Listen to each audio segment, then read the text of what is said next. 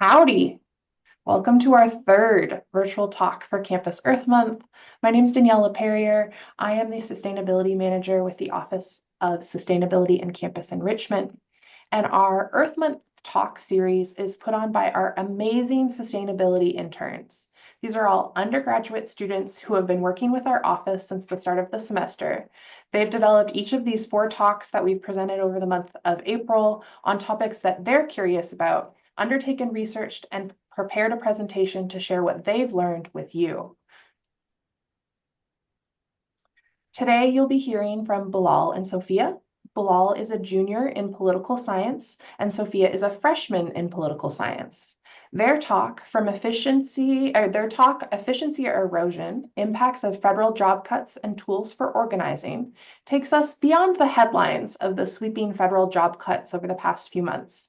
They'll share with you the academic, social, and economic impacts of these events and how people are taking action to respond and recover. Before I hand it over to them, a few housekeeping notes and announcements. For the best experience, you're going to want to set your Zoom to side-by-side mode so you see our lovely slide presentation. And then I've pinned Bilal, Sophia, and myself so you'll always have your speaker on the screen. We do have a live transcript going, so if you need subtitles, you can go into your Zoom controls and turn those on. We're going to have a period for questions at the end, but if something pops up as we're talking, feel free to drop it in the chat and we'll address them at the end. There's also a Q&A section for you to ask questions if you would prefer. That gives you the opportunity to be anonymous. And then lastly, we are recording this talk. It will end up on our YouTube channel to give folks who weren't able to join us live a chance to learn what these interns have to say and to give people a chance to get more code words for Campus Earth Month. And speaking of code words, what does that mean? Throughout Campus Earth Month, we give opportunities to collect code words in order to win prizes for our grand prize giveaway. So each code word is one random entry into the draw. And today there will be a code word on the slide, which everyone who is watching live and watching the recording will have access to. And then I'm also going to drop 4 more in the chat. For all of those who are joining us live, you get that added benefit. So you're going to end up with 5 code words for watching us live today. Keep track of those code words and submit them all in one email to sustainability@tamu.edu by the 21st of April. And we'll put those entries into the grand prize drawing, which will occur on the 28th of April. You can see way more ways to enter and get rules, including on our social media, if you go over to the link at text.ag/earthmonth. And then speaking of those prizes, I think it's some pretty cool stuff our office gives away. First tier prize is a $250 scholarship, or you could pick out maybe one of these Yeti coolers on the screen, or if you are staff or faculty, 1 semester rec sports membership pass sounds like a great way to balance healthy work habits. In tier 2, my favorite prize is the double hammock. I think that is a really great opportunity to use it around campus because we have lots of cool hammock stands. And then in the tier 3 prize, we will award 5 winners. Stanley Tumbler has been the #1 prize for a while now, but we added some new things on there this semester, like Lucy string lights and a Patagonia hip pack. All right, a couple more kind of promotional pieces. If you want to increase your chances to win those prizes and get more code words, you can still check out our previous talks. So available on YouTube, the first talk of Earth Month was Concrete to Canopy, Why Urban Forests Matter to You. And in it, Juliana and Shrita asked the question, what if the concrete jungle could breathe? In their talk, you'll learn more about urban forests and the transition from cityscapes to biodiverse green spaces that provides many benefits to our daily lives. They gave real-world information and examples and help you discover how reconnecting cities with nature can shape a better future for everyone. Our second talk of the month was Be a Man, Gender's Role in Sustainable Conversations, which is now also available on YouTube if you follow that text.ag link.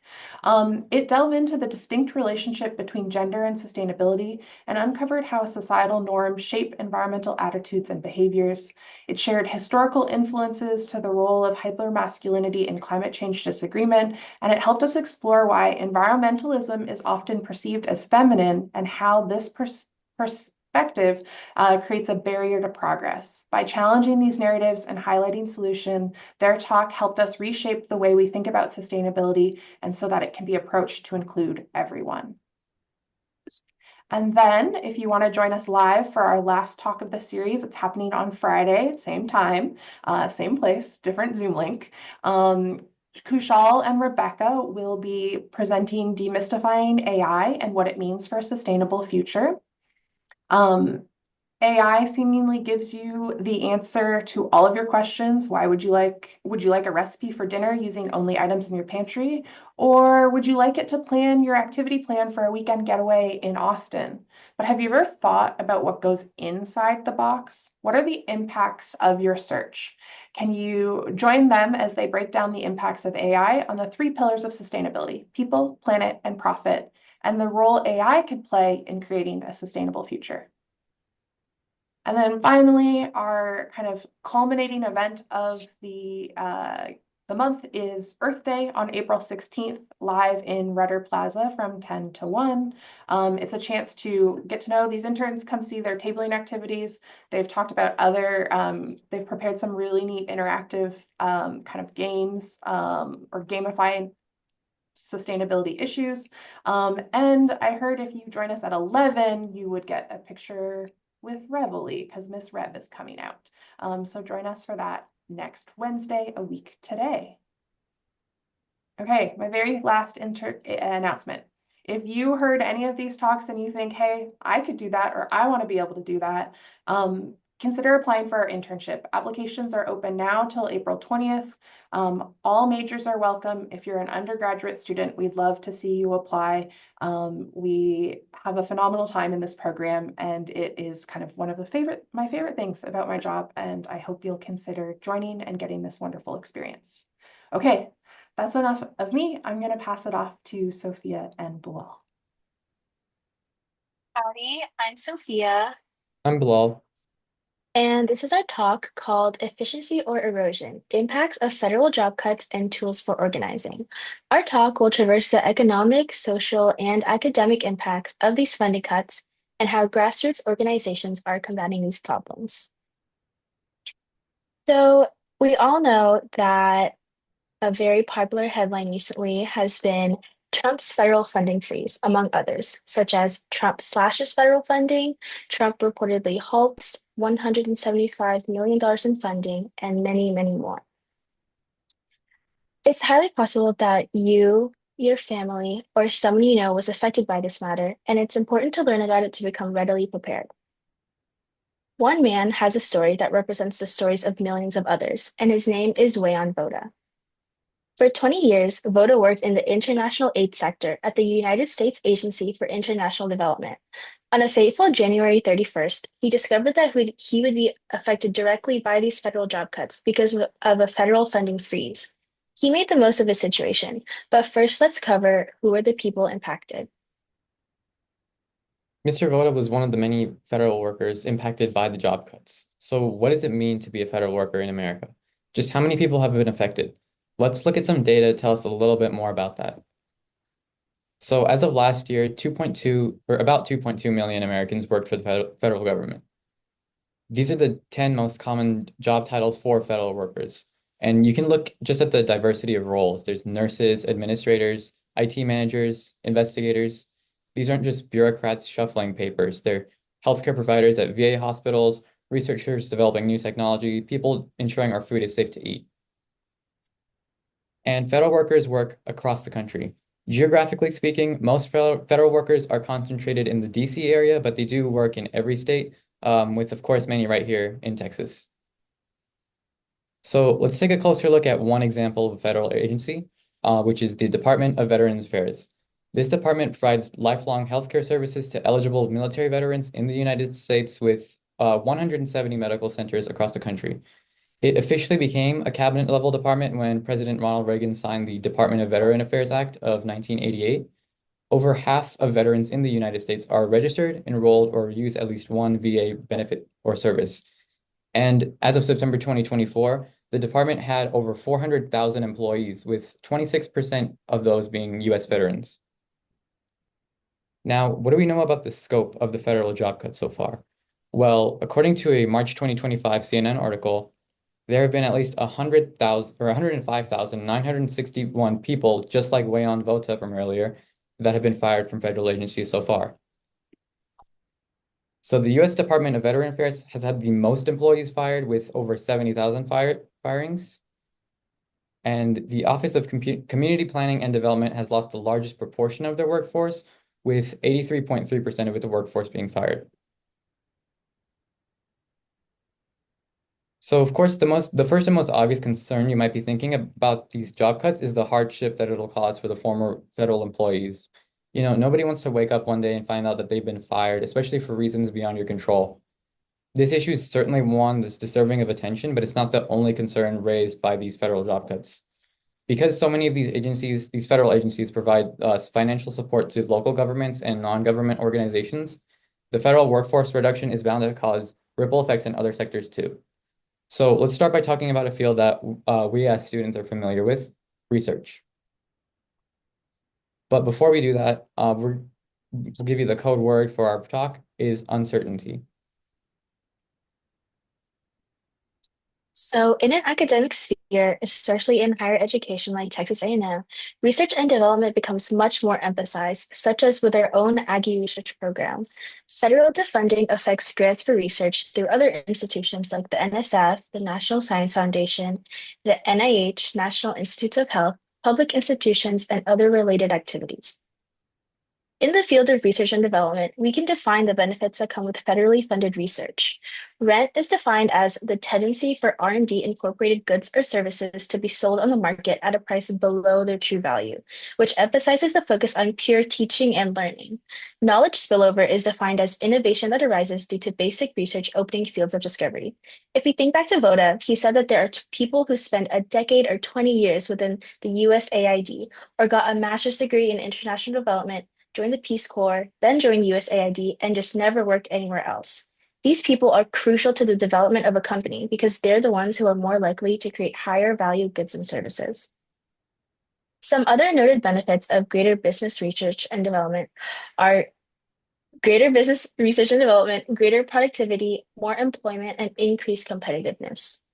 However, federally funded research may also yield two possible problems: corporate favoritism and corporate capture, which distort the market and crush innovation from smaller companies with lesser resources and means for competitors out of favor with the government when competing for highly regarded grant proposals. Lastly, the risks of governments investing in the wrong programs generates two risks. The first one being political interests making it difficult to change course, which causes wasteful spending. And two, being opponents with a broader agenda may seize one bad project to sour spending on similar projects in the future, which harms government investment in wide areas of the economy. Speaking of, what could macroeconomic impacts on the workforce reduction on the US economy look like? Well, first, let's think about what even is the reason behind these job cuts. So many of these firings are under the brand new Department of Government Efficiency, which is proclaiming a goal of saving up to $2 trillion of the US federal budget by 2026. Now, that's a lot of money. The US national debt has been rapidly increasing over the past century, and there's been no real easy solution to bring it down. So just how much have these difficult firings contributed towards this saving goal? Well, actually, there's a recent February 2025 study published by the London-based National Institute of Economic and Social Research that investigates this very question. These tables provided by the U.S. Office of Personnel Management indicate data on the number of government employees in cabinet-level agencies and large independent agencies as of March 2024. Excluding military and U.S. Postal Service employment, cabinet-level agencies make up a total of about 2.1 million federal jobs, while large independent agencies in the federal government make up a combined total of about 158,302 federal jobs. Now, that sounds like a lot, but how does that compare to the overall employment levels? So federal employment makes up a relatively small proportion of overall employment. Today, federal employment levels are slightly less than they were in the 1980s, while local government employment levels have greatly increased. So looking at the graph, you can see that as of recently, federal employment makes up only about 2% of the total civilian employment. So because of this small proportion, the article argues that the direct macroeconomic impacts of the federal job cuts are likely to be muted. Even an ambitious federal workforce reduction of 25% would eliminate 600,000 jobs, which would, of course, negatively impact those affected individuals, but it's small in comparison to the 66 million new jobs in the US economy in 2024. Without significant cuts to large programs like Social Security, Medicare, or defense agencies, these federal job cuts appear unlikely to make big steps towards that saving goal of multi-trillion dollars. So let's take a break from the number crunching and ask ourselves about other potential consequences of the job cuts. What kind of social change could be brought about? Great question, Bilal. Research shows that individuals' experiences and organizations shape their expectations of broader society. Working in an environment where individuals are given little rights will cause them to expect less rights from broader society, which normalize authoritarian standards. On the other hand, experiencing democratic participation in a workplace may incentivize an individual to participate in broader political democracy. Authors present five dimensions to consider when studying democratic organizations: strength of participation, scope of decision making, representation, hierarchy, and financial ownership. All of these dimensions can be traced back to the individual level, and a job loss may evoke a feeling of a loss of societal contribution and have a cascading negative effect on all of these dimensions simultaneously. The workplace is fundamental for both socialization and integration, and without proper funding, this indirect participation in democracy poses a threat to an individual's ability to have an impact on their local political sphere. Additionally, communities become vulnerable without government-issued benefits, and there are disproportionate impacts on varying populations. After all, it's harder to recover from a situation such as being laid off when you have less resources than those in a higher social class. An unwanted effect of being laid off is also the need for a rearrangement of one's mindset. Marketing yourself to be rehired is definitely a tough pill to swallow, especially when you had a sense of job security. Rearranging people's mindset and helping them translate their skills into terms that the private sector understands is something that Voda's career pivot focuses on, highlighting expertise that could be valuable in another field. One focused form of mobilization that has become increasingly popular in response to these changes have been grassroots organizations. Wayan Voda is one of many who have had the courage to act. Only one day after getting laid off, he began a Substack, or a subscription-based platform called Career Pivot. He cultivated a community of others just like him from wildly different fields and helped them find new roles in different sectors. There are other resources from people and others like Voda. For example, the National Day Labor Organizing Network aids day laborers, migrants, and low-wage workers, and Jobs with Justice that focuses on collective bargaining rights and employment security. Here in Bryan, we have the Workforce Solutions Brazos Valley, which is a partner to the American Job Center Network, as well as an equal opportunity employer/program. Online, there are subreddits specifically for people who have been laid off, hashtag hire us campaigns on LinkedIn, and so much more in many different fields. Now, let's conclude our talk. So it's easy to get lost in the rush of the headlines and seemingly endless statistics, but what we've talked about today is more than just another news story. It's about people like Wayon Vota and maybe even someone you might know personally. Over 105,000 Votas have lost their federal jobs, which is huge when you think about the actual human impact that has. Yes, economists have shown that the impact will likely be minimal on the broader economy, but there's already been irreparable damage done to that researcher who just lost their grant funding or that community that depended on services that no longer exist. These cuts affect people in real ways, and they shape how we experience our society and our democracy. But here's something that I think should give us hope. People aren't just sitting around waiting for help. They're taking action. Whether it's Voda starting his career pivot community literally the day after being laid off, or even our local workforce solutions, Brazos Valley, helping people land on their feet, communities are showing up for each other. So as we wrap up today, I want us to think about what efficiency really means. Is it just about saving money? Is it about making sure our government works well for everyone? Is it about protecting our environment? Because at the end of the day, we need all three. It's easy to feel powerless in the face of such a complex issue. So what can we do? So you can stay informed, stand up for those affected by the cuts, support grassroots efforts. For fellow students listening, maybe check out a student org concerned with these issues. All of these small actions add up, and together we can help create solutions that don't have to leave people behind. Thank you for listening to our talk. Well done, Sophia and Bilal. Thank you very much for sharing with us. We're going to turn it over to questions. If you have a question and you want to drop it in the chat or in the Q&A, I'm going to go ahead and start off our question round because I'm in the moderator panel seat. And what I'm going to ask is, what gives you what made you want to look into this topic? And what is the most surprising thing you learned while doing it? Yeah, I guess I can go first. Well, for me personally, I was definitely considering after college of going for a federal career. So once this all started happening, that's when I really had to start reevaluating of what I want to do with that. Um, and that's really what drew me towards it and what kind of wanted me to talk about this topic. For me, it was probably the sustainability workshop that we had. I know that Kashal and I focused on national parks, and that definitely introduced me to like more relevant events and how federal defunding affects other fields and not just national parks. And I also think that spreading awareness and the relevancy of it is very important.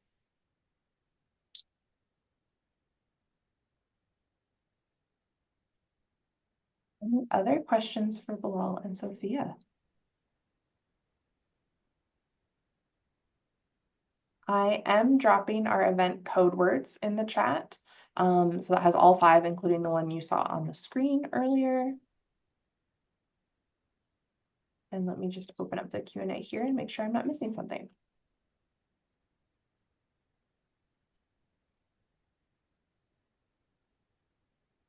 What surprised you most in your research? For me personally, I think it was just I guess I didn't realize how small the federal workforce is. You know, only 2% of the entire workforce it's a really small number. Which is I guess it surprised me because talking about all the job cuts, I was expecting that it would have like pretty significant impact on like the budget of the US government, but after doing that research and just seeing how small it is, I guess that was kind of a surprise to me. For me, it was probably like when I was researching like grassroots organizations and how people are taking action. Just the amount of like camaraderie that people have really surprised me, especially online, and how people really supported each other through like a common event that's happening, especially it like with people in such different fields. Um, there's been a really kind of partisan split on this issue. Do you guys have any wishes or suggestions on how people can start talking about this so that it doesn't feel as partisan and come at it from kind of different angles of understanding so people see the human impacts that you've highlighted so well? Well, for me personally, I think it's something that's really important to remember is like the people behind these jobs, like we mentioned in our presentation about how it's easy to just view it as like just some more headlines or some more statistics, but like that it's really impacting people, you know, like I think anyone on either side of regardless of your party, you can agree that you wouldn't want to be out of a job. Um, so I think just having that compassion is something I think is very important if in order to have a solution towards this that doesn't involve too much polarization. I definitely think this is like an issue that transcends partisanship. And I think understanding that people, no matter your beliefs, are probably going through the same thing, and just having that empathy is very important, especially when community is so important to like getting back on your feet, and the people that surround you make up your like immediate circle. Well, that's all the time we have. I want to thank everyone for joining us, and I want to give a big thanks to Sophia and Bilal for this wonderful presentation. We hope that we'll see you at a future Campus Earth Month event. We have one more talk on Friday, and then, of course, Campus Earth Day next Wednesday. So thanks, everyone, and have a great day.